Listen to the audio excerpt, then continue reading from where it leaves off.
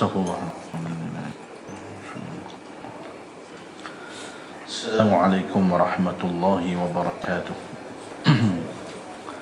Ila hadrati Nabiyyina Muhammadin sallallahu alaihi wasallam wa ala alihi wa sahbihi al-kiram walidina wa limu'allimina wa lidhabil huquqi alaina ajma'in minna thawab al-Fatiha. A'udzu billahi minasy syaitanir rajim. Bismillahirrahmanirrahim. Alhamdulillahi rabbil alamin. Ar-Rahmanir Rahim. Maliki yaumiddin. Iyyaka na'budu wa iyyaka nasta'in. Ihdinas siratal mustaqim. Siratal ladzina an'amta 'alaihim ghairil maghdubi 'alaihim waladdallin. Amin. Alhamdulillah. Alhamdulillahilladzi khalaqal insana fi ahsani taqwim wa hadahum ila siratin mustaqim liyakunu min ahli jannatin na'im. Allahumma salli wa sallim wa barik ala sayyidina Muhammad al-Fatih lima ughliq wal khatim lima sabaq nasir al-haqq bil haqq wal hadi ila siratikal mustaqim. Sallallahu alaihi wa ala alihi wa sahbihi haqqa qadrihi wa miqdaril azim. Subhanaka la ilma lana illa ma 'allamtana innaka antal alimul hakim. Qala rabbi shrah li sadri wa yassir li amri wahlul 'uqdatam min lisani yafqahu qawli amma ba'd. Al-muhtaram Tuan Imam Fadil Ustaz Sabri, seluruh para pegawai masjid, para ahli kuasa, para pimpinan masyarakat, tuan-tuan guru, para alim ulama, para asatizah, hadirin hadirat, ibu-ibu, ayah-ayah, mukminin dan mukminat yang dirahmati Allah Subhanahu wa taala sekalian. Pertamanya marilah kita meninggikan rasa syukur kita ke hadirat Allah Subhanahu wa taala yang memberikan kita kesempatan, ruang dan juga peluang untuk kita bertemu kembali pada malam ini, bagi kita menyambung kembali perbincangan kita dalam kitab kita yang baru, iaitu kitab Sakaratul Maut, Gerbang Menuju Kematian, yang disusun oleh Syekh Dr. Aid Abdullah Al-Qarni hafizahullah. Mudah-mudahan segala usaha dan juga amal yang kita lakukan pada hari ini akan dinilai dan dicatat di sisi Allah Subhanahu wa taala sebagai amal kita yang saleh. Allahumma amin. Dia mungkin dia agak slow motion sikit, takut gatal, rongkok. Saya pun baru lepas pantang juga, pakat-pakat rasa ada positif masing-masing kan. Jadi alhamdulillah positif, tak apa, demam tak apa, saya sihat dan boleh hidup lagi, kira tak apa kan. Risau juga baru baca berapa muka suratnya Sakaratul Maut kan. Hai bahaya baca kitab ni, jadi mudah-mudahan insya-Allah tuan-tuan, satu peringatan lah pada kita. Baik, insya-Allah kita sambung balik perbincangan kita, kitab kita ini. Kita masih lagi berada pada bab kita yang pertama, iaitu saat-saat akhir, saat-saat akhir kematian, kehidupan kita ini saat-saat akhir. Tetapi pada muka surat kita yang ke-6, last kali yang itu, di baris yang bawah tu, insya-Allah. Bismillahirrahmanirrahim. Qala musannif hafizahullah ta'ala wa nafa'ana bi'ulumihi fid darain. Allahumma amin. Kata syekh kita ni, ini kata, demi Allah, sungguh kebanyakan manusia itu telah lalai dan mabuk. Mereka tidak siuman kecuali pada saat kematian. Sebagaimana firman Allah Subhanahu wa taala, a'udzubillahi minasyaitonir rajim. Laqad kunta fi ghaflatin min hadha fakashafna 'anka ghita'aka fabasaruka al-yawma hadid. Sesungguhnya kamu berada dalam keadaan lalai dari hal ini, maka kami singkapkan daripada kamu penutup yang menutupi matamu, maka penglihatanmu pada hari itu amat tajam. Tentang yang dirahmati Allah, sambung dengan apa yang pernah saya sebut pada pertemuan kita yang lalu. Saya sebut pada pertemuan yang lepas bagaimana hakikat manusia itu diciptakan. Dari Nabi Adam alaihi salam, kita diciptakan oleh Allah Subhanahu wa taala daripada Tok Adam, daripada gumpalan-gumpalan tanah yang Allah ciptakan. Allah jadikan Nabi Adam itu ada bentuk surah manusia, bentuk manusia, lengkap dengan kepala, tangan, kaki, badan, apa semua. Kemudian Allah letakkan di dalam syurga. Setelah itu, fanafakhtu fihi min ruhi. Setelah daripada itu, Allah Ta'ala kata, aku tiupkan ke dalam jasad Nabi Adam itu roh aku. Roh ini maknanya bukan roh Allah. Bukannya Allah tu duduk dalam badan kita.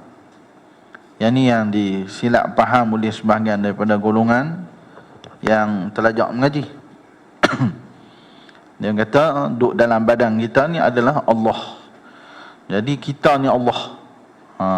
Ini memang banyak silap ni tuan-tuan. Ada golongan-golongan ni dia banyak. Kalau kita tersilap mengaji tuan-tuan, dia akan pergi sampai tahap tu. Hakikatnya bukan macam tu. Kalau kita masuk sikitlah ilmu tasawuf ni tuan-tuan, Allah Subhanahu wa taala nak menzahirkan kebesaran dia, keagungan dia. Pada awalnya Allah menciptakan, yang pertama sekali yang Allah ciptakan ialah daripada Allahu Ahad itu, Allah percikkan, Allah tiupkan ruh Allah itu kepada satu insan, satu nur, iaitu Nabi kita Muhammad sallallahu alaihi wasallam yang dipanggil dengan Ahmad. Ini panjang cerita ni, saya lagi pening. Nah, tak apa, saya ringkas. Ini kalau dalam ilmu tasawuf mengaji. Ada yang tak mau terima, tak apalah. Tuan-tuan ada pegangan masing-masing, tuan-tuan peganglah. Kita mengaji dengan Tok Guru kita pun ada pandangan dia, ada hujah dia, ada pengaji lagu tu, kita terima lagu tu. Nah, jangan kata kita bodoh, kita pun mengaji juga, kita pun keluar universiti juga. Tak adalah kita membodohkan akal kita sampai tak boleh nak fikir. Dan kadang-kadang apabila Tuhan tak bagi hidayah kepada kita, kita tak boleh fikir. Itu pun satu masalah. Baik. Jadi bila mana Allah Subhanahu wa taala menciptakan yang dipanggil dengan Ahmad ini, daripada Ahmad itulah yang disebut tentang Nur Muhammad itu. Daripada Ahmad itu, daripada percikan Nur Muhammad itu, barulah terjadinya makhluk-makhluk yang lain. Kalau dalam ilmu tasawuf ni dia sebut daripada Nur Ahmad itu terjadi percikannya kepada 124,000 percikan. Daripada percikan inilah jadinya para Nabi dan Rasul. Main daripada mana? Main daripada Nur Muhammad ini. Ni saya pening ni. Sebab Wahabi lah dia kata dah mana ada Nur Muhammad apa semua sesat apa semua, kita pun telan juga, silap lah. Tak apa tuan-tuan, tak mau pegang hak tu tak apa. Hak tu tuan-tuan pergi cari Tok Guru hak yang tak mau dengan Nur Muhammad, tak apa. Tak ada masalah. No? Baik. Saya nak ringkas. Daripada Nur Muhammad itulah zahirnya 124 lagi Nabi-Nabi dan Rasul ini. Daripada mereka inilah dia ada waris-warisnya. Sebab itu ada di kalangan Nabi yang tidak ada ibu bapa, dan ada di kalangan Nabi yang tak ada ayah. Tapi hakikatnya mereka ni daripada ruh yang percikkan cahaya Nabi kita Muhammad sallallahu alaihi wasallam. Ini panjanglah perbahasan tu. Saya tak mau masuk lagi, pening lagi. Baik. Apa yang saya nak sebut ni, ayat ni tuan-tuan, dia sambung dengan cerita kita bulan lepas. Yang saya cerita Nabi Allah Adam alaihi salam diciptakan, kemudian diambil ruh Allah Subhanahu wa taala, yakni ruh milik Allah taala itu dimasukkan ke dalam tubuh Nabi Adam alaihi salam, ditiupkan. Maka jadilah Nabi Adam alaihi salam itu satu makhluk manusia yang bernyawa. Bila masuk ruh ni tuan-tuan, saya dah sebut pada pertemuan yang lalu, ruh ni adalah suci, mulia, bersih. Ruh ni tak ada kotor langsung. Ruh ni suci, bersih kerana dia mengenai Allah. Saya sebut dah pertemuan yang lalu. Bila ruh ni mengenai Allah, dia suci, maknanya dia bersih. Tapi apabila dimasukkan ke dalam tubuh anak Adam, itu masuk dalam badan kita ni tuan-tuan, dia ada gabungan dalam badan kita, dalam jasad kita ni. Tiada yang dipanggil dengan syahwat. Bila roh tu dia masuk, bertemu dengan syahwat, di mata ada syahwat, di tangan ada syahwat, di mulut ada syahwat, di telinga ada syahwat, di kaki ada syahwat, di faras ada syahwat, di perut ada syahwat. Yang ni yang menjadi pertemuan. Banyaklah kita cerita dia tu. Ala kulli hal, yang pentingnya tuan-tuan, sampai satu masa roh yang duduk dalam tubuh kita ini akan dipanggil keluar, akan dikembalikan kepada Allah Subhanahu wa taala. Dan roh ini tuan-tuan, kalau tidak diajar, kalau tidak dididik, kalau tidak diasuh dengan zikrullah yang ditalqinkan oleh guru, akhirnya nanti dia tidak akan mengenal Allah. Jadi roh ni perlu kepada ilmu, roh ni perlu kepada zikrullah, sehingga satu masa kita akan menjadi golongan yang disebut sebagai golongan ulul albab. Golongan ulul albab ni adalah golongan yang sentiasa berzikir kepada Allah, dan mereka ini sentiasa bertafakur, melihat kejadian, keindahan, kehebatan, keagungan Allah Subhanahu wa taala. Ini yang disebut oleh Allah Subhanahu wa taala dalam Al-Quran. A'udzubillahi minasyaitonir rajim. Inna fi khalqis samawati wal ard wa ikhtilafil laili wan nahar laayatin liulil albab. Sungguhnya pada penciptaan langit dan bumi dan juga silih ganti siang dan malam, ada tanda-tanda kebesaran Allah bagi orang yang ulul albab. Ulul albab iaitu orang yang ada lubbun. Lub ni peringkat yang keempat rohani kita.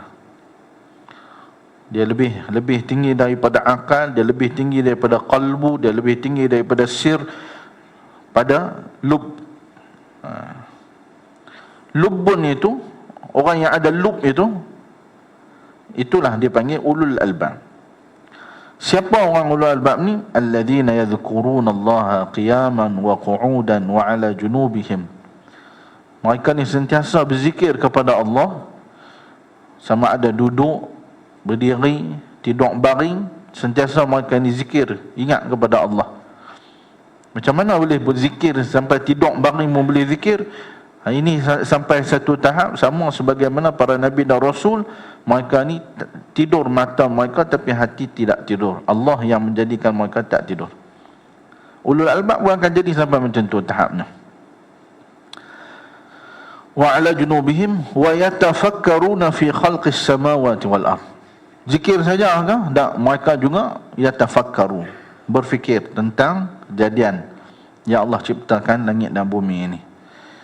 Bila mereka bertemu, sudah mencapai satu tahap ulul albab, mereka akan mengatakan, Rabbana ma khalaqta hadha batila, subhanaka faqina azaban nar. Wahai Tuhan, kau tidak ciptakan semua ni sia-sia, maka wahai Tuhan, tolong lindungilah kami daripada azab api neraka. Ini peringkat yang tinggi ulul albab. iaitu golongan yang ruh mereka kembali mengenal Allah. Setelah mana dulu pernah kenal Allah, kemudian terpisah kerana dimasukkan ke dalam jasad manusia, jasad kita ni, dan kita pula ruh kita bercampur dengan syahwat, bertempur, tidak diberikan dengan ilmu pula sebahagiannya. Kalau orang tu diberikan dengan ilmu, dia kembali mengenal Allah, ruh itu kembali mengenal Allah Subhanahu wa taala. Tapi kalau orang tu dia tidak, ruhnya tidak dididik untuk mengenal Allah, inilah yang akan jadi satu masa nanti. Saya sebut dah ayat Quran sebelum ini. Allah Subhanahu wa taala sebut, wa idh akhadha rabbuka min bani adama min dhurriyyatihim wa idh akhadha rabbuka min bani adama min zuhurihim dhurriyyatan wa ashhaduhum ala anfusihim alastu bi rabbikum qalu bala shahidna an taqulu yaumal qiyamah inna kunna an hadha ghafilin. Iaitu ketika mana Allah, ingatlah, kata Allah Ta'ala, ketika Allah mengambil perjanjian daripada manusia, dua perkara. Yang pertama, Allah ciptakan daripada anak keturunan, daripada Adam ini, zuhurihim dzurriyyatan, daripada tulang sulbi mereka ini akan ada zuriat keturunan. Dan mereka ni juga diambil penyaksian mereka. Penyaksian apa? Alastu bi rabbikum, bukankah aku Tuhan kamu?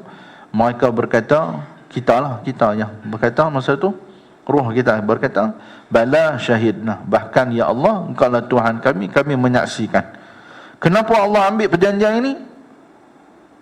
An taqulu yaumal qiyamah, kerana Allah tak mau nanti pada hari kiamat mereka ni akan berkata, inna kunna an hadza ghafilin, kami tentang perjanjian ini kami lalai, kami lupa, kami tak ingat pun. Pernahkah kami berjanji dulu? Kalau ruh kita dididik mengenal Allah, akhirnya kita mengenal Allah, ruh kita kembali mengenal Allah, selamat kita. Tapi kalau ruh kita tak dididik untuk mengenal Allah, tak mengenal Allah di muka bumi ini, akhirnya bila nak mati, jadi ayat ni. Apa dia kata Allah Ta'ala? Laqad kunta fi ghaflatin min hadha. Ghaflah, lalai. Tadi tu Allah Ta'ala sebut dah. Hari kiamat nanti, inna kunna an hadha ghafilin, tentang perjanjian ini kami lalai, kami lupa. Bila nak mati, Allah Ta'ala sendiri sebut, sesungguhnya kamu berada dalam keadaan lalai dari hal ini, dari perjanjian hak dulu ni, masa duduk di alam roh ini. Maka fakashafna anka ghita'aka, bila nak mati ni kami buka penutup mata kamu. Fabasaruka al-yawmal hadid, kata Allah Subhanahu wa taala, maka penglihatanmu pada hari itu amat tajam. Amat tajam ni maksud apa dah? Boleh melihat kembali, roh kita boleh melihat kembali apa yang dulunya terhijab, masa hidup ni terhijab, tak nampak apa. Kita tak nampak syurga, neraka, azab, seksa, kebaikan, ganjaran, kita tak nampak. Kita tak nampak kerana Tuhan tak buka pada kita. Tapi ada orang yang Tuhan buka. Tuhan buka. Sebagaimana yang saya sebut pada pertemuan yang lalu, antara sahabat-sahabat Nabi yang pernah melihat syurga, Sayyidina Abu Bakar, Sayyidina Huzaifah. Ini mereka yang pernah dibuka hijab mereka oleh Allah Ta'ala melihat syurga. Tapi sekali ya, mereka mengadu pada Rasulullah SAW, ya Rasulullah, kami tak nampak dah syurga. Sebelum ni kami nampak syurga. Kenapa kalau ni kami tak nampak dah? Kata Nabi, sa'atan, satu-satu masa saja Tuhan bagi, bukan setiap masa. Karamah Tuhan bagi satu-satu masa saja, sekali ya. Dia takkan jadi setiap kali. Karamah ni dia takkan jadi setiap kali, dia akan jadi sekali ya. Sebagaimana para mukjizat para nabi yang diberikan oleh Allah sekali, begitu juga kepada orang-orang yang saleh diberikan karamah sekali juga. Dia tak jadi banyak-banyak kali. Tak ada setiap kali zikir fana, setiap kali zikir fana, setiap kali zikir masuk alam lain. Itu syaitan menipu. Dia hanya sekali je. Begitu juga pengalaman fana itu pun sekali saja, dia takkan jadi banyak kali. Okey, baik. Jadi ayat ni cerita tentang apa dia? Bila kita nak mati esok, Roh kita akan dibukakan hijab yang sepatutnya kita boleh nampak, tapi kita tak nampak. Tapi bila dah nak mati baru terbuka hijab ni, Masya Allah, tabarakallah, baru kami teringat, ya Allah, perjanjian kami dulu. Dah nak matilah, tak guna dah. Tak guna dah masa tu. Kan ketika itu sudah tak ada gunanya lagi kita menyelesai. Begitu. Itu sambungan dengan apa yang kita sebut pada pertemuan kita bulan lalu. Dalam riwayat At-Tirmizi dengan sanad hasan bahawa Nabi SAW bersabda, Nabi kata, "Aktsiru min dzikri hadhimil ladzat." Perbanyakkanlah kamu mengingati penghancur kepada kelazatan. Lazat hidup dunia ni saya. Lazat hidup dunia ni akhirnya dihancurkan oleh mati. Dalam riwayat lain, "Fama dzukira fi qalilin illa kassarahu wala fi katsirin illa qallalahu." Tidaklah seorang mengingat yang sedikit melainkan yang sedikit itu akan menjadi banyak, dan tidaklah seseorang mengingat yang banyak melainkan yang banyak itu menjadi sedikit. Jadi kita ingat nak mati ni, pasal lagu nak kumpul banyak harta, jadi kita akan mengurangkannya. Demikianlah sebaliknya, bila kita ingatkan akhirat, kita akan, daripada kita rasa nak buat amal sikit, jadi banyak. Penghancur kelazatan adalah kematian yang memisahkan tempat tinggal, yang merengkuh anak-anak, yang meranggut anak-anak dan perempuan, yang membawa berbagai bencana, lalu merebahkan mereka dalam lubang yang gelap. Ini ada satu syair, dia kata apa? Kau datangi perkuburan lalu kau menyerunya, di manakah orang yang diagungkan dan dihinakan? Mereka semua telah binasa dan tiada seorang pun yang menjawab. Mereka semua telah mati. Begitu pula beritanya, wahai yang bertanya tentang orang-orang yang telah berlalu, kau hanya mampu mengambil pelajaran terhadap apa yang telah berlalu. Pagi dan petang terpendam dalam tanah, lalu tanah itu menghapus keindahan rupanya. Begitulah keadaannya apabila kita mati, lepas tu kita kena pergi kubur selalu. Kuntu nahaitukum an ziyaratil qubur. Dulu aku larang, kata Nabi, aku melarang kamu daripada ziarah kubur. Ala fadhuruha, maka sekarang ni aku benarkan, pilah ziarah kubur, kerana dia akan mengingatkan kamu kepada kematian. Pergi kubur ni sebab kita nak ingatkan kepada kematian. Sayyidina Umar bin Abdul Aziz melewati suatu perkuburan. Satu hari Sayyidina Umar bin Abdul Aziz lalu ke satu kawasan perkuburan. Lalu dia pun mengatakan, wahai kematian, apa yang kamu perbuat terhadap para terkasih? Di manakah para kekasih? Di manakah rakan? Di manakah saudara-saudara? Di manakah teman-teman? Di manakah orang-orang yang suka berdagang? Wahai kematian, yang kamu perbuat terhadap para kekasih, apa yang kamu buat terhadap para kekasih? Tiada seorang pun yang menjawab. Ia bertanya sambil menangis, tahukah kalian apa yang dikatakan kematian? Mereka menjawab, tidak. Ia sendiri menjawab, kematian berkata, aku memakan 2 kornea mata. Maknanya dia makan mata. Aku membirukan kedua matanya. Aku pisahkan kedua telapak tangan dari kedua bahunya. Lalu kedua bahu dari kedua siku. Dan kedua siku dari kedua pundaknya. Ini kata Sayyidina Umar bin Abdul Aziz bila pergi ke kubur bersama dengan beberapa orang sahabat-sahabatnya. Dia tanya kepada orang kubur, di manakah orang yang kita sayang? Mana saudara-saudara, teman-teman kita? Mana dia orang yang duduk berniaga dengan kita dulu? Mana kekasih kita? Semua tak menjawab. Dia kata matian menjawab sendiri.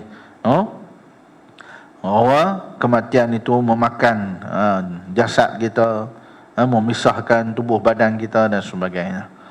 Ini satu peringatan lah. Orang dulu, orang soleh, suka pergi kubur untuk apa? Ingatkan kematian. Jadi tuan-tuan pun kena rajin pergi kubur. Pergi kubur nak buat apa? Menurun. Bukan pergi menurun, pergi untuk kita ingat kematian. Esok kita akan duduk juga di dalam ini. Bagi salam kat mereka, ahli-ahli kubur ini. Mereka kenal kita. Dalam hadis sebut tentang dia ada hari yang disunatkan kita pergi ziarah ahli kubur ini, iaitu hari Jumaat yang terbaiknya. Dan dapat manfaat juga pada hari Khamis dan hari Sabtu. Hari Sabtu pun ada khilaf ulama kata sebelum lohong. Kenapa ulama kata kenapa boleh hari Sabtu pun bagus juga sampai Zuhur? Kerana keberkatan hari Jumaat. Kenapa boleh hari Khamis pun bagus juga? Sebab keberkatan hari Jumaat, daripada kampuh dengan hari Jumaat. Jadi yang terbaiknya untuk kita pergi ziarah tu hari Khamis, Jumaat dan juga hari Sabtu. Seandainya seseorang dapat selamat daripada kematian, nescaya Nabi Muhammad SAW telah selamatkan dirinya. Patut kalau boleh nak selamatkan diri pada mati, Nabi pun patutnya Nabi lah. Kata Nabi kata Allah Subhanahu wa taala, a'udzubillahi minasyaitonir rajim, wa ma Muhammadun illa rasulun qad khalat min qablihi ar-rusul afa immata aw qutila qalabtum ala a'qabikum wa man yanqalib ala aqibaihi falan yadurra Allah syai'a wa sayajzillahu asy-syakirin. Tidaklah Muhammad itu melainkan seorang rasul. Sungguhnya telah berlalu sebelumnya beberapa orang rasul. Apakah jika dia wafat ataupun dia dibunuh, kamu akan berpaling ke belakang, yakni murtad? Barang siapa yang berpaling, yakni berbalik ke belakang, maka ia tidak dapat mendatangkan mudarat kepada Allah sedikit pun, dan Allah akan memberi balasan kepada orang-orang yang bersyukur. Nabi SAW pun sama macam orang lain juga. Nabi hidup dan Nabi juga diwafatkan. Nabi SAW meninggal sebagaimana manusia lainnya. Beliau merasakan kematian sebagaimana orang lain merasakannya, dan menghadapi sakaratul maut ini sebagaimana yang dihadapi oleh orang yang lain, manusia yang lain. Sama saja. Nabi pun merasai kematian juga. Kalau Nabi pun rasa sakit mati, Nabi pun rasa kepayahan nak mati, tuan-tuan, kita ni macam mana? Menjelang kematian baginda Nabi SAW, dalam riwayat yang sahih, bahawa beliau mengambil bajunya lalu meletakkan di atas wajahnya ketika beliau sedang sakaratul maut, dan peluh beliau bercucuran ayah dan ibuku sebagai tebusannya, seraya berucap, kata Nabi SAW, Allahumma a'inni ala sakaratil maut. Ya Allah, bantulah aku dalam menghadapi sakaratul maut. Jadi Nabi SAW nak wafat pun Nabi kekasih Allah, tidak ada dosa, terpelihara daripada salah silap dan dosa. Pun bila nak wafat, Nabi ambil baju letak. Dalam riwayat lain Nabi ambil kain ikat di kepala. Kerana apa? Nak menahan sakitnya.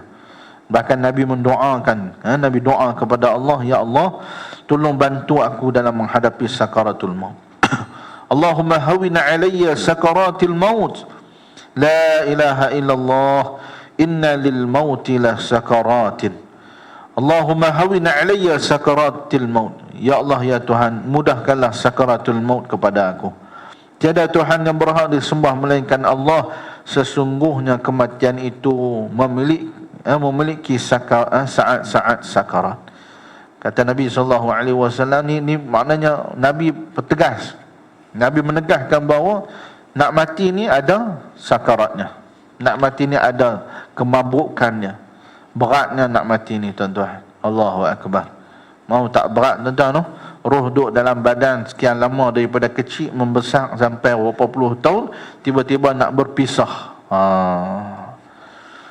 Bagaimana tu nak berpisah roh itu dengan jasad? Sudah tentulah sukar, sudah tentulah berat. Kemudian beliau sallallahu alaihi wasallam bersabda, la'anallahu al-yahuda wan nasara ittakhadhu qubur anbiya'ihim masajida. Semoga Allah melaknat orang-orang Yahudi dan Nasrani yang telah mereka menjadikan kubur para nabi mereka sebagai tempat-tempat peribadatan. Saat itu Sayyidatina Aisyah radhiyallahu anha muruqyah menjampi Nabi sallallahu alaihi wasallam dengan membaca muawwidzatain. Dua muawwiz, qul a'udzu birabbin nas, qul a'udzu birabbil falaq. Tetapi beliau mengatakan bahkan ar-rafiqul a'la. Ketika itu Sayyidatina Aisyah duk tengok Nabi sedang sakit, Sayyidatina Aisyah pun tolong bacalah qul a'udzu birabbin nas, qul a'udzu birabbil falaq, nak bagi ringankan. Tapi Nabi memilih, Nabi kata apa? Bal rafiqul a'la. Maknanya apa? Bacalah apapun, aku nak balik pada Tuhan. Begitu. Bacalah apapun, aku nak balik pada Tuhan. Pasal Nabi sudah rindu kepada Allah Subhanahu wa ta'ala. Beliau mengatakan, aku menginginkan rafiqul a'la, aku menginginkan kehidupan yang abadi, aku menginginkan kenikmatan yang abadi, jemu terhadap kehidupan dunia ini. Jadi Nabi SAW merasakan kematian berdasarkan keumuman firman Allah Subhanahu wa taala, a'udzubillahi minasyaitonir rajim, kullu nafsin za'iqatul maut. Jadi Nabi sendiri pun merasai kematian, merasai sakarat, merasai kemabukan ketika nak mati itu. Susahnya nak mati. Telah diriwayatkan dengan sahih dari Sayyidina Abu Bakar As-Siddiq radhiyallahu anhu dalam kitab As-Siyar ataupun As-Siyar,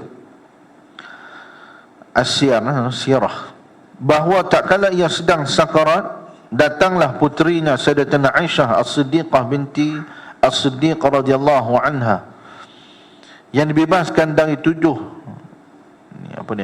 langit, yang suci lagi memelihara kesuciannya. Ia pun lalu duduk dekat kepala ayahnya sambil menangis dan mengatakan, wahai ayah, benarlah apa yang pernah dikatakan, sungguh kekayaan tidak berguna bagi seseorang bila nafas sampai di tenggorokan dan menyesakkan dada. Kata Sayyidatina Aisyah pada ayah dia. Bait syair ini karangan Hatim At-Tai, seorang dermawan Arab yang kedermawanannya tidak bermanfaat baginya kerana ia tidak bersiap untuk menghadapi saat sakaratul maut dalam kehidupannya. Karena itu telah diriwayatkan dengan sahih dari Adi bin Hatim, yakni anak dia sendiri, bahawa dia berkata, wahai Rasulullah, ayahku menghormati tetamu. Ini seorang lelaki ini,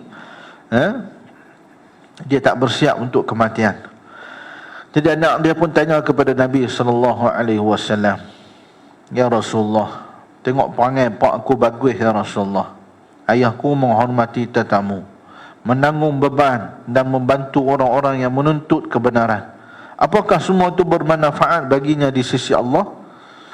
Jadi kata Nabi sallallahu alaihi wasallam, la, inna abaka talaba syai'an fa asabahu. Tidak, tak ada guna. Kerana ayahmu telah meminta sesuatu dan ia mendapatkannya.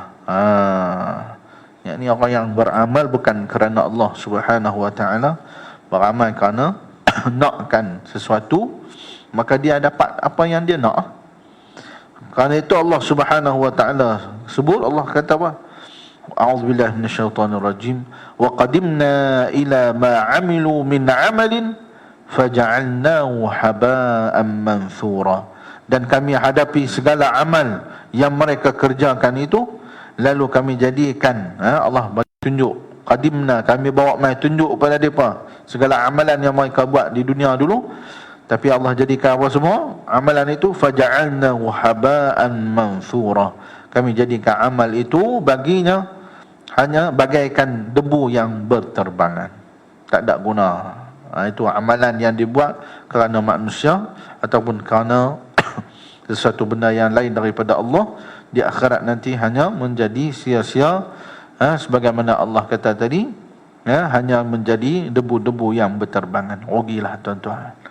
Penat kita beramal di dunia ni. Ni tak lama lagi kita nak masuk bulan puasa, bulan Ramadan. Kalau kita beramal bukan kerana Allah, amal kerana manusia, amal kerana sesuatu benda, maka esok di akhirat dia hanya menjadi debu yang berterbangan, rugi saja. Makna bait syair itu, demi Allah, kekayaan, pangkat dan kedudukan tidak bermanfaat apabila nafas telah menyempitkan dada, atau nafas telah sampai di kerongkongan, atau sakaratul maut itu telah tiba. Sayyidina Abu Bakar As-Siddiq pun menoleh kepada Sayyidatina Aisyah radhiyallahu anha dan mengatakan, wahai puteriku, janganlah berkata demikian, tetapi katakanlah, jangan duk pergi merataplah, kata Sayyidina Abu Bakar, terus duk sembang lagu tu lah, mati tu betul ke apa semua tu, duk ulang-ulang kata-kata begini, jangan. Tapi katalah, waja'at sakaratul maut bil haqq dzalika ma kunta minhu tahid. Dan datanglah sakaratul maut dengan sebenar-benarnya, itulah yang kamu selalu lari daripadanya. Ketika Abu Bakar As-Siddiq, Sayyidina Abu Bakar As-Siddiq meninggal, mereka mencari harta warisannya, padahal dia khalifah dunia Islam dan emas dunia berada di bawah kedua tangannya. Ternyata mereka mendapati telah meninggalkan seekor keldai dan 2 helai pakaian. Allahu Akbar. Itu Sayyidina Abu Bakar As-Siddiq. Kita mati meninggalkan apa tuan-tuan? Rumah 3 biji, kereta 4 biji, duit berkepuk dalam bank. Akhirnya anak-anak dan orang lain yang balun. Kita apa pun tak boleh.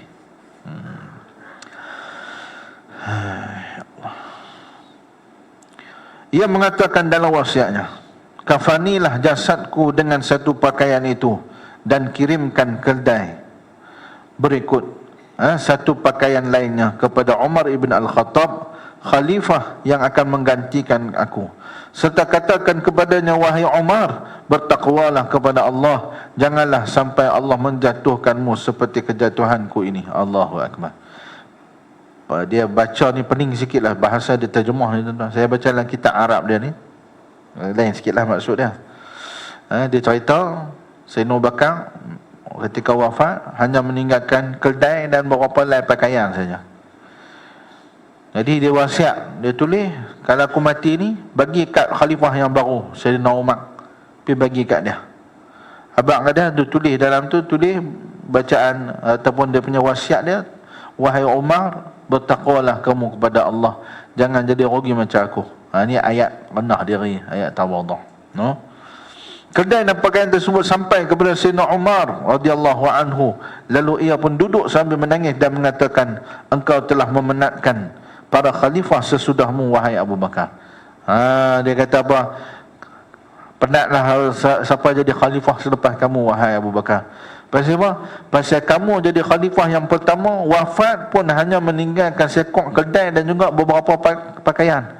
Maknanya kalau kami ni lepas daripada ni jadi khalifah kamu, kami nak kena ikut contoh kamu, maknanya kami kena lebih sederhana daripada kamu. Itu kata Sayyidina Umar, kamu telah memenatkan khalifah selepas ini. Maksudnya demi Allah, ia telah memenatkan para khalifah sesudahnya. Demi Allah, dia telah memenatkan setiap orang yang diberi tanggungjawab untuk mencontohinya atau melakukan seperti apa yang dia lakukan. Itu. Tapi adakah berlaku lagu tu tuan-tuan? Susahlah Jadi bekas YB pun duit banyak tuan-tuan. Tambah lepas jadi menteri mereka, lagi berebut. Dia tak kira kepiah longgak ke kepiah kerah ke, nak jadi menteri ni berebut tuan-tuan, sebab seronok. Kerana itu Al-Imam Ibn Al-Qayyim rahimahullah dan para ahli ilmu selainnya menyebutkan bahawa Abu Bakar, Sayyidina Abu Bakar As-Siddiq ini biasa keluar setiap pagi bersamaan terbitnya matahari ke kemah-kemah di pinggiran Madinah, lalu menemui wanita-wanita tua, orang-orang yang buta, orang yang lemah dan miskin daripada rakyatnya. Kemudian ia menyapu rumahnya, membuat makanannya dan memerah susu untuknya. Sayyidina Abu Bakar, tokoh nombor 1 sesudah Rasulullah sallallahu alaihi wasallam. Sayyidina Abu Bakar mujahid yang besar, khalifah Rasulullah sallallahu alaihi wasallam, tokoh zaman itu. Apabila ia telah selesai, maka ia kembali ke Madinah. Sayyidina Umar pun mengikuti jejak Sayyidina Abu Bakar As-Siddiq pada setiap pagi. Pada suatu hari Sayyidina Umar masuk setelah Sayyidina Abu Bakar keluar. Lalu ia bertanya kepada seorang perempuan, "Siapakah kamu?" Perempuan itu pun menjawab, "Aku seorang wanita buta, lemah dan miskin. Suamiku telah mati sejak beberapa waktu yang lalu, dan aku tidak mempunyai keluarga sesudah Allah, kecuali orang ini yang biasa menemaniku, yang biasa menemuiku." Sayyidina Umar bertanya, "Apakah kamu mengenalnya?" Dia menjawab, "Demi Allah, aku tak kenal pun." Ni satu hari Sayyidina Abu Bakar pergi rumah perempuan ni, tolong masak, tolong kemas apa semua. Lepas tu Sayyidina Abu Bakar keluar, Sayyidina Umar pun masuk. Tanya pada perempuan ni, "Hang kenal ke lelaki yang duk mai duk urus hang ni setiap hari?" Dia kata, "Wallahi aku tak kenal pun." Sayyidina Umar pun bertanya, "Apa yang dilakukannya? Apa lelaki hak duk mai setiap hari ni, duk mai buat apa kat rumah hang ni?" Perempuan tu pun menjawab, "Ia menyapu rumahku, memerah susu untuk kami dan membuat makanan untuk kami." Sayyidina Umar pun duduk dan menangis. Begitu apa yang dilakukan oleh Sayyidina Abu Bakar. Ni setiap pagi, tentang bukan 5 tahun sekali. Tiap pagi.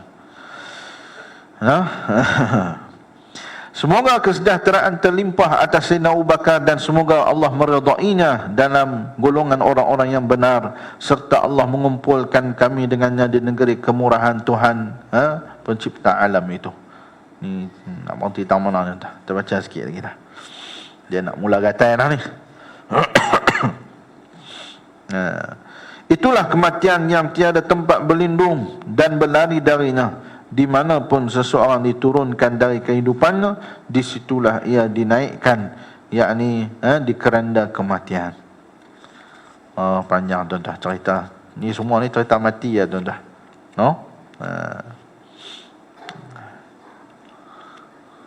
Sikit tuan-tuan. Kita diberi angan-angan dan kita berharap hasilnya. Mudah-mudahan apa yang kita harapkan akan tercapai. Kita membangun istana-istana yang menjulang di angkasa, padahal kita tahu bahawa kita akan mati dan bangunan itu akan binasa. Hanya kepada Allah lah kita mengadukan kekerasan hati kita, padahal setiap hari penasihat kematian berbicara. Allahu Akbar. Disebutkan dalam sejarah bahawa Harun Ar-Rasyid, Khalifah Bani Abbasiyah, yang mencabar awan agar menghujani negerinya, membangun istana yang kukuh di Baghdad, dan berkata kepada para penyair, "Datangkanlah kepadaku untuk memujinya." Mereka semua masuk. Kemudian Abul Atahiyah yang zuhud masuk, lalu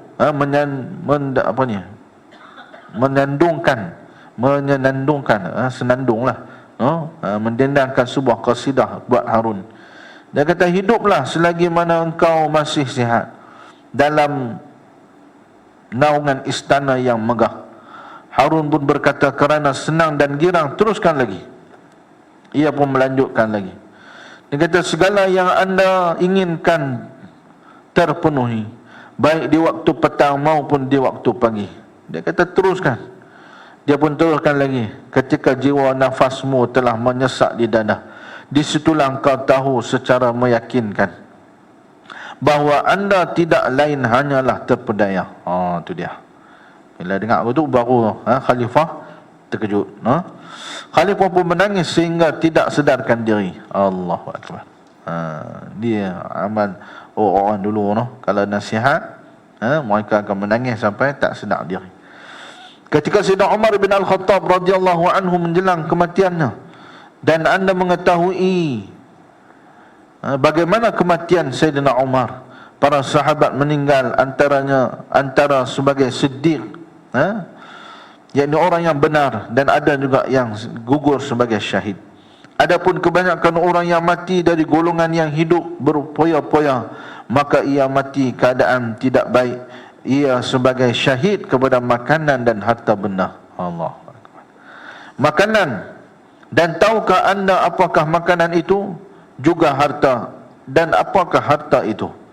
Umar radhiyallahu anhu melaksanakan haji dan berdiri di sisi mihrab serta mengangkat tangannya, seorang khalifah yang beruban rambutnya dalam keadilan, yang kurus badannya dalam kesalihan, yang hilang ketampanannya dalam ketaatan kepada Allah, menitiskan air mata di kedua pipinya, benar di malam hari dan benar di siang hari. Ia pun berkata, "Ya Allah, sesungguhnya telah hilang kekuatanku, telah tipis tulangku, telah dekat ajalku. Kerana itu genggamlah jiwaku kepadamu tanpa sia-sia dan tidak terfitnah. Ya Allah, aku memohon kepadamu syahadah di jalanmu dan mati di negeri Rasulmu." Ini Sayyidina Abu Bakar As-Siddiq radhiyallahu anhu.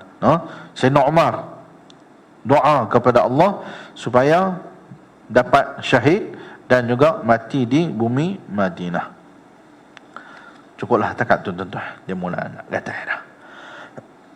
Panjang lagi cerita dia ni. Ni semua ni kisah apa tuan-tuan ni? Ni semua ni kisah-kisah orang-orang yang saleh, yang terdahulu daripada kita, bagaimana mereka ini menghadapi kematian mereka sebagai orang yang saleh yang dipilih oleh Allah Subhanahu wa taala. Jadi kita ni nak ambil pengajaran. Kita nak ambil pengajaran daripada kehidupan mereka ini. Dan mereka ni tuan-tuan bukannya saja boleh dapat macam ni. Sudah tentulah kita dapat lihat bagaimana keadaan hidup mereka yang meneladani perjuangan hidup Rasulullah sallallahu alaihi wasallam. Macam mana Rasulullah hidup, macam mana Rasulullah beribadat, begitulah yang mereka cuba nak tiru, dan akhirnya mereka dapat sebagaimana yang didapatkan oleh Rasulullah sallallahu alaihi wasallam. Jadi kita pun tuan-tuan duk baca banyak cerita ni tuan-tuan, nak ambil pengajaran supaya kita pun nak ikut jejak depa. Supaya kita nak ikut jejak depa. Bukan kita lepas dengar kuliah balik malam lena, besok subuh pun pukul 6.30. Tak mau lagu tu. Bila kita nak ambil pengajaran, bila kita nak ambil pengajaran. InsyaAllah tuan-tuan kita sambung pula pada pertemuan kita bulan lepas hari raya nanti insya-Allah.